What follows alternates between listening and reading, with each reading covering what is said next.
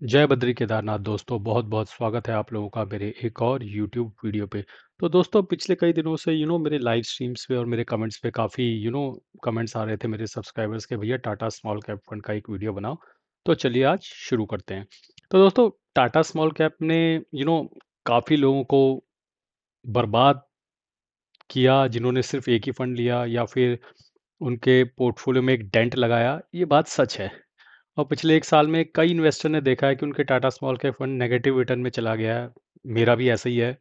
कुछ लोगों ने एसआईपी बंद कर दी है, बल्कि बहुत सारे लोगों ने एसआईपी बंद कर दिया है। और कुछ ने फंड से स्विच करने की प्लानिंग कर रहे हैं, या काफ़ी सारे लोग तो कर चुके हैं। जो मेरे सब्सक्राइबर हैं उनमें से बहुत सारे कर भी चुके हैं। लेकिन अब जो सबसे इम्पोर्टेंट सवाल है वो ये है कि क्या टाटा स्मॉल कैप फंड को अभी बेच देना चाहिए, या गिरावट एक अपॉर्चुनिटी है। ठीक है, ये फियर और ग्रीड वाला कॉन्सेप्ट यहाँ पर भी लागू होता है। तो आज हम देखेंगे इस वीडियो में कि 1, 3, 5 और 10 साल, जब से 10 साल तो नहीं, जब से ये फंड लॉन्च हुआ है तब से इस फंड ने कैसा परफॉर्म किया है, इसकी क्या स्ट्रेंथ्स हैं, क्या वीकनेस हैं, होल्ड या सेल, जिसके लिए आप ये वीडियो देख रहे हैं। और वीडियो एंड तक जरूर देखिएगा और लाइक शेयर सब्सक्राइब करना मत भूलिएगा। तो चलिए, वीडियो शुरू करने से पहले डिस्क्लेमर दे देता हूँ कि इस वीडियो में दी गई जानकारी केवल एजुकेशन पर्पस के लिए है, इसे किसी भी रूप में इन्वेस्टमेंट एडवाइस ना समझा जाए। अब सबसे पहले शुरू करते हैं फंड के ओवरव्यू से। टाटा स्मॉल कैप फंड एक actively manage small cap fund है, ये तो आप सब लोग जानते हैं। उम्मीद करता हूँ कि आपको एक्टिव स्मॉल कैप और इंडेक्स फंड में अंतर पता होगा। ये लॉन्च हुआ था नवंबर 2018 में। बेंचमार्क है इसका निफ्टी स्मॉल कैप 250 टीआरआई, यानी कि निफ्टी स्मॉल कैप 250 का जो इंडेक्स है वही इसका बेंचमार्क है। 11,000 करोड़ से ऊपर का एयूम है, जो कि बहुत अच्छा है। रिस्क लेवल, जैसा कि आपको पता है कि actively small cap mutual fund हो या कोई भी स्मॉल कैप म्यूचुअल फंड हो, उसमें रिस्क हमेशा बहुत हाई रहता है। और ये फंड प्राइमरली छोटी कंपनीज में इन्वेस्ट करता है, जो निफ्टी की 251 से लेकर 500 नंबर तक की कंपनियां होती हैं, जिनमें ग्रोथ ग्रोथ पोटेंशियल तो ज़्यादा होता है, लेकिन रिस्क भी बहुत ज़्यादा होता है। अब बात करते हैं टाटा स्मॉल कैप फंड के पिछले एक साल के परफॉर्मेंस के बारे में। पिछले एक साल में इस फंड ने लगभग -9 to -10% रिटर्न दिया है। जबकि स्मॉल कैप की जो कैटेगरी है, यानी इंडेक्स फंड पकड़ लो, तो वो पॉजिटिव टेरिटरी में है और बेंचमार्क भी इससे बेहतर है। ठीक है, यही वजह है कि बहुत सारे इन्वेस्टर जो हैं इस फंड से परेशान लग रहे हैं। अगर आपने 2024 के पीक वैल्यूएशन पर लमसम इन्वेस्टमेंट किया था, मान ली जब मार्केट बिल्कुल पीक पे थी 2024 में सितंबर के आसपास, तो आपका पोर्टफोलियो आज भी रेड में है।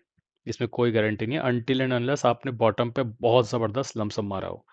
लेकिन क्या सिर्फ एक साल की परफॉर्मेंस देख के किसी फंड को जज करना ठीक है? ये मैं हर वीडियोस में बार बार आप लोगों को समझाता भी हूँ। चलिए आगे डिस्कस करते हैं। देखते हैं पिछले 3 साल की परफॉर्मेंस कैसी है। आप पिछले 3 साल की परफॉर्मेंस देखें तो रफली सीएजीआर 11 से 12% के आसपास का है। अब प्रॉब्लम ये है कि इसी पीरियड में जो बेंचमार्क और कैटेगरी एवरेज है वो इससे काफ़ी बेहतर है। यानी कि समवेयर डाउन द लाइन इसका कंपैरिजन इसके पीयर से होगा, बाकी स्मॉल कैप से होगा, इंडेक्स से होगा। वहाँ पर ये इतना अच्छा परफॉर्म नहीं कर रहा और अभी भी पीछे है। मतलब साफ है, फंड ने पैसा बनाया है, लेकिन पीयर्स जो अपने कंपटीटर है उनसे पीछे है। और यही अंडर परफॉर्मेंस है जो इन्वेस्टर्स को बार बार सुई की तरह चुभ रही है कि यार ये फंड परफॉर्म क्यों नहीं कर रहा है। अब बात करते हैं फंड के 5 ईयर के परफॉर्मेंस की। 5 ईयर के हराइजन में थोड़ा पिक्चर बेहतर नजर आती है। फंड ने लगभग 15% का सीएजीआर जनरेट किया है। 1 लाख का इन्वेस्टमेंट अप्रॉक्स, अगर आपने 2 लाख से ज़्यादा हो गया होगा इस पीरियड में। हाँ, लेकिन बेंचमार्क और कैटेगरी एवरेज थोड़ा आगे दिखते हैं। यहाँ पर भी बेंचमार्क और कैटेगरी एवरेज थोड़ा आगे हैं। मतलब फंड वेल्थ क्रिएट तो कर रहा है, पर कैटेगरी लीडर नहीं है, कैटेगरी से थोड़ा पीछे है।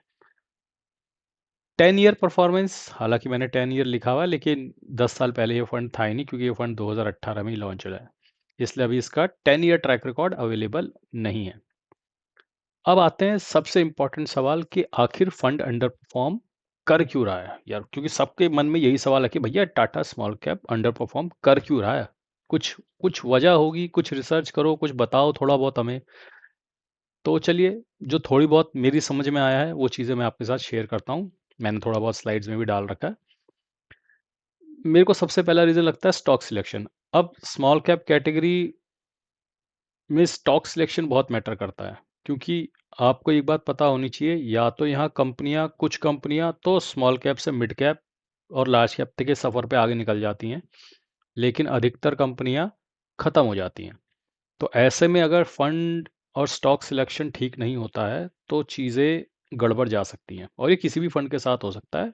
फिलहाल टाटा स्मॉल कैप के साथ हुआ है, तो बाकी फंड्स के साथ भी हो सकता है। कुछ कंपटीटर्स ने बुल मार्केट में एग्रेसिव बेट्स लिया और ज़्यादा रिटर्न जनरेट किया, ये भी एक वजह है। Reason to conservative approach, Tata AMC का जो स्टाइल है जनरली थोड़ा डिसिप्लिन्ड और वैल्यू कॉन्शियस माना जाता है। बुल मार्केट में ये अप्रोच कभी कभी पीयर्स के कंपैरिजन रिटर्न कम दिखा सकती है, लेकिन ओवरऑल ठीक परफॉर्म करता है क्योंकि कंजर्वेटिव अप्रोच है। स्मॉल कैप का जो साइकिल है, स्मॉल कैप लीनियर रिटर्न नहीं देते, मतलब एक सीधी लकीर में रिटर्न नहीं देते। कभी 2-3 साल आउटस्टैंडिंग परफॉर्मेंस करेंगे, फिर 1-2 साल एकदम कंसोलिडेशन फेज में चले जाएंगे। तो मैंने ये बात पहले भी बताई है कि म्यूचुअल फंड्स में इन्वेस्टमेंट और स्पेसिफिकली स्मॉल कैप में इन्वेस्टमेंट बिल्कुल लकीर की तरह नहीं होता सीधा। आप हॉस्पिटल में कभी एडमिट हुए होंगे या आपका कोई रिलेटिव एडमिट हुआ होगा, तो आपने पीछे एक मशीन देखी होगी जिसमें आप ऊपर नीचे लकीरें जाती हुई देखते हैं। बिल्कुल वैसे ही चलता है आपका शेयर बाजार, और स्पेसिफिकली स्मॉल कैप फंड भी, या small cap mid cap large cap कोई भी हो।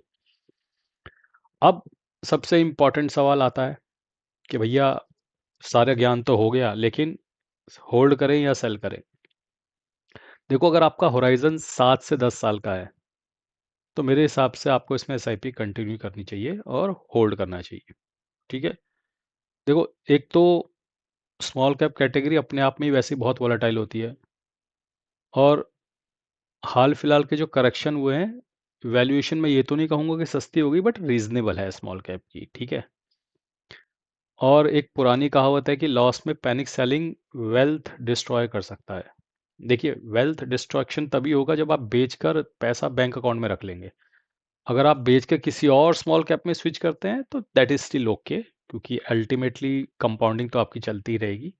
बट अगर आप बेच के डर के मारे अपने बैंक में पैसा रख लेते हैं तो that will be a destruction of wealth.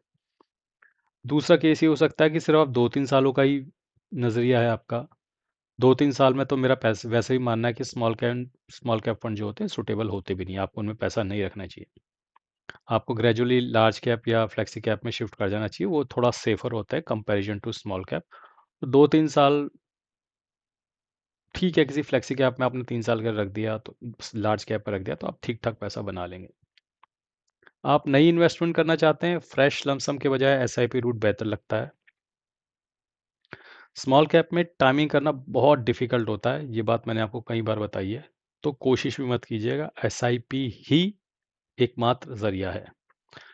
तो फाइनल वर्डिक्ट मेरी तरफ से, टाटा स्मॉल कैप फंड ने पिछले 1 और 3 साल में इन्वेस्टर को डिसअपॉइंट किया है, लेकिन 5 साल की वेल्थ क्रिएशन अभी भी रिस्पेक्टेबल है, और फंड खराब नहीं है, लेकिन कैटेगरी टॉपर भी नहीं है।